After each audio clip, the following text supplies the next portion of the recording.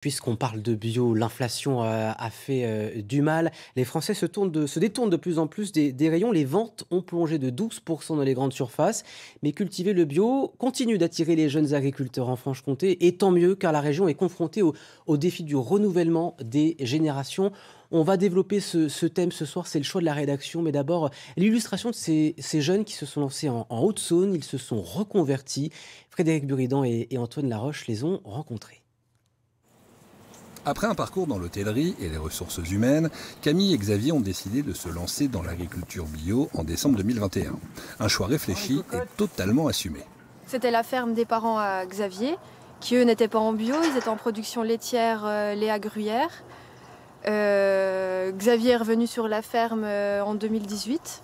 Et c'est vrai que la condition pour qu'on reprenne la ferme, c'était de pouvoir changer de système au niveau des productions et surtout de passer en bio. Donc on a commencé la conversion bio en 2020. Quand j'étais petit, je disais toujours à mon père, si je reviens sur la ferme, je prendrais des salaires. Je ne savais pas pourquoi.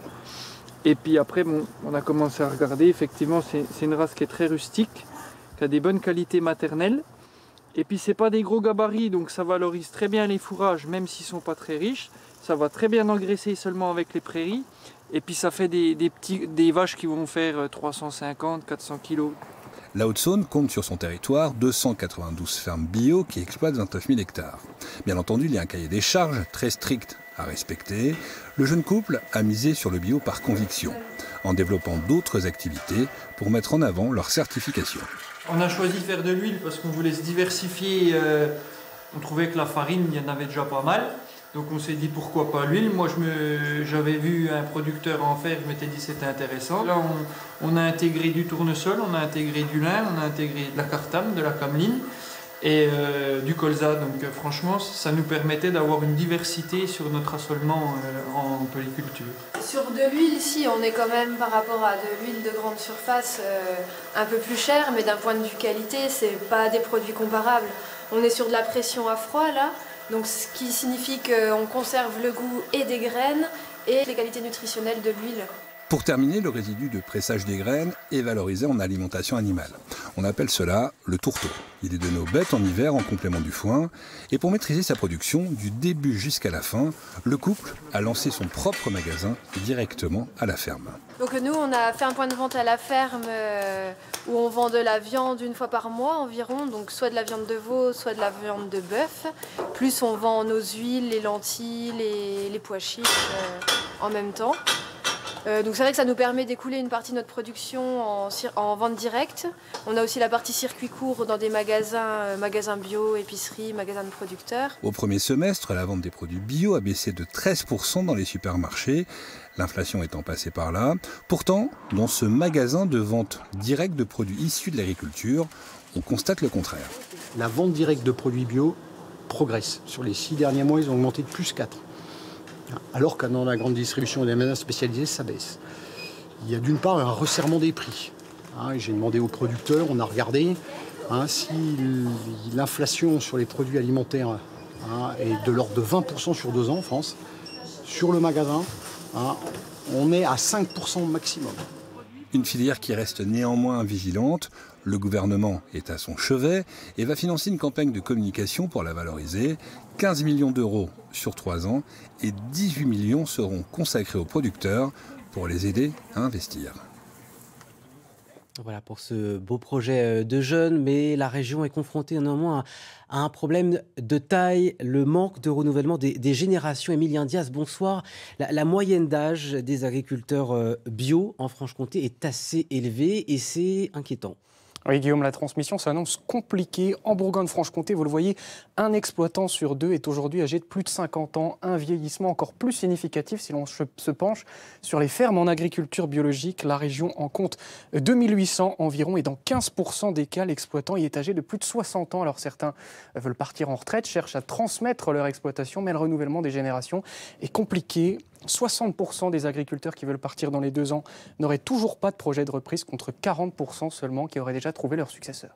Alors, qu'est-ce qui bloque chez les jeunes? Alors, plusieurs raisons à cela, Guillaume. Les fermes en agriculture biologique sont de grande taille, nécessitent beaucoup de travail et cela n'incite pas forcément les jeunes à s'installer. L'inflation et le contexte économique font aussi partie des facteurs, tout comme la sécheresse et les aléas du climat qui ont chaque année des conséquences sur les récoltes. Et puis enfin, il y a les jeunes qui préfèrent s'orienter vers d'autres voies professionnelles, poursuivre leurs études en dehors de l'exploitation familiale, tout simplement. Alors, quels sont les types d'exploitation, les types d'agriculture qui sont le plus privilégiés quand les jeunes s'installent? Alors, les projets de transmission en Franche-Comté vont s'articuler autour de la polyculture et de l'élevage, notamment en Haute-Saône, où des projets de grande culture sont aussi prévus. Le maraîchage et la culture des légumes font aussi partie de ces projets de reprise, notamment dans le Doubs. Dans le Jura, on va continuer bien sûr à exploiter les vignes bio. Et puis, il y a l'arboriculture qui fait aussi partie de ces projets de transmission. Des transmissions qui ne se feront pas tout de suite. En moyenne, dans la région, ça se passera dans les 5 à 10 ans. Ça varie selon les exploitations. Merci beaucoup, Émilien, pour ce point complet. Et avec nous, Vincent Heyer, qui est administrateur du groupement des agriculteurs bio de Haute-Saône. Je me tourne vers vous. On le voit, polyculture, c'est ce qui attire le plus les jeunes. Pourquoi? Alors le système polyculture-élevage, c'est le système qui est le plus répandu en agriculture biologique, et en particulier en Haute-Saône. Et c'est le système qui est le plus adapté à l'agriculture biologique, puisqu'il y a des synergies entre l'activité d'élevage et l'activité de culture qui permettent de se passer des produits qui sont interdits en agriculture biologique.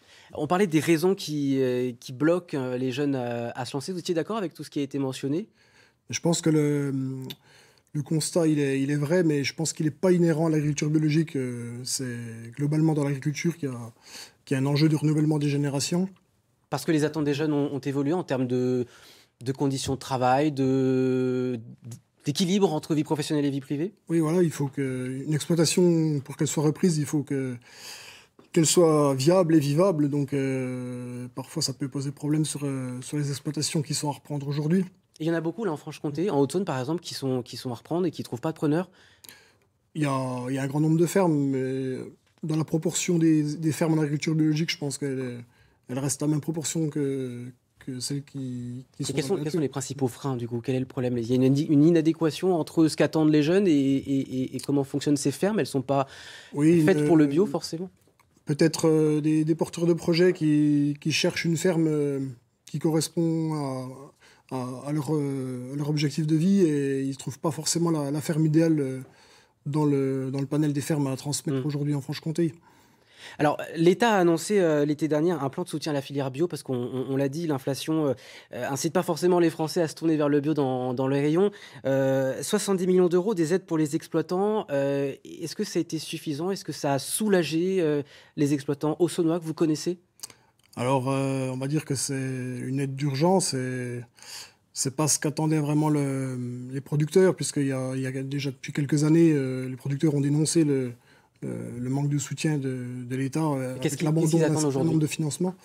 Aujourd'hui, ils attendent de l'État qui prenne en main la suite de la filière, c'est-à-dire que sur le produit bio final qui est payé au magasin, la différence de prix avec le produit non bio, elle va très peu aux producteurs et essentiellement sur les autres échelons. Merci. Merci beaucoup. On y voit un peu plus clair sur la situation, les difficultés pour cette filière. Merci beaucoup, Vincent Heyer, d'être venu sur ce plateau.